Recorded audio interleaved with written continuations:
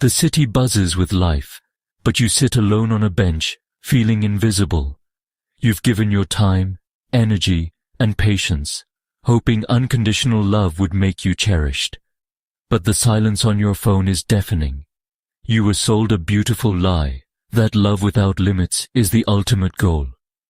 In reality, it's a trap, a recipe for becoming a doormat. When you love without conditions, your love loses value. You become predictable, and in that predictability, you disappear. The person you love sees you as a resource, not a partner. Nobody gets excited about their electricity bill. They just expect it to work. Maybe the problem isn't that you haven't loved enough, but that you've loved wrong. The myth of unconditional love didn't bring connection. It brought emptiness. It's time to stop chasing a fantasy and start building something real. And real love, by its nature, has conditions. Unconditional love in adult relationships?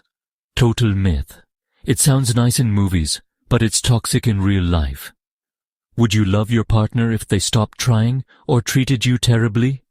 Of course not. Unconditional love removes the motivation to grow or be a good partner. It's not about keeping score, but love should have conditions, like respect, honesty, and effort. These aren't selfish demands. They're the basics of a healthy relationship. Setting boundaries isn't a failure of love. It's self-respect. The absence of boundaries is a failure of self-worth. Love isn't a blank check. It's a mutual investment. If you keep giving to someone who doesn't value you, you're just burning yourself out. Real love requires standards. Don't settle for less. Demand the respect you deserve. There's one place for unconditional love, between a parent and a baby. Babies can't give back.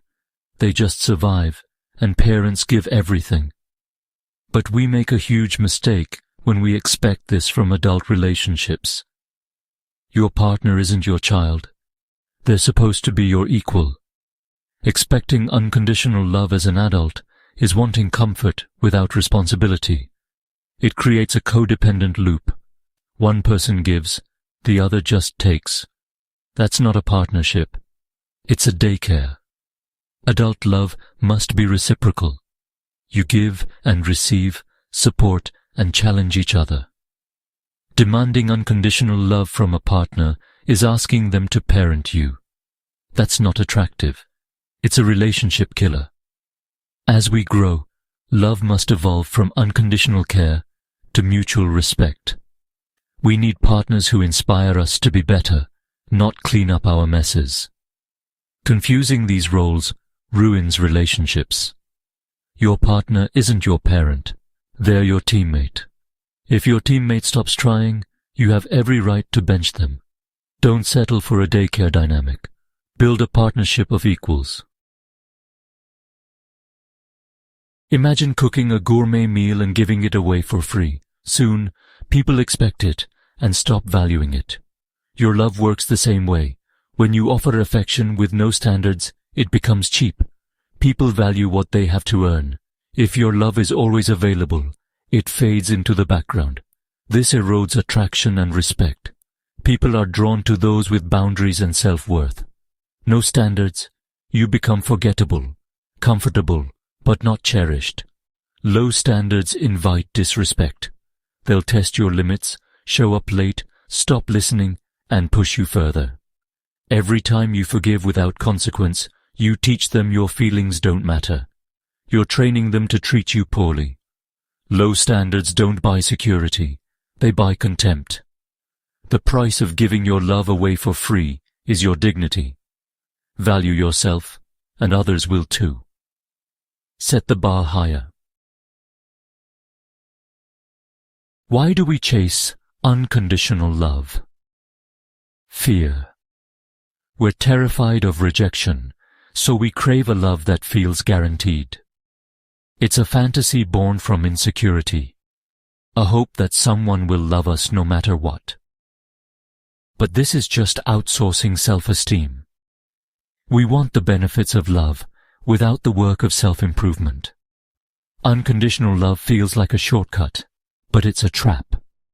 It lets us avoid growth and responsibility. The fairy tale skips the monster at the end, resentment and loneliness. One-sided giving leads to contempt, not connection. The truth? You must be a person worth loving. Real connection is built on mutual effort. The fairy tale feels safe, but it's a lonely prison. Choose reality over fantasy. Here's the secret. Standards are sexy.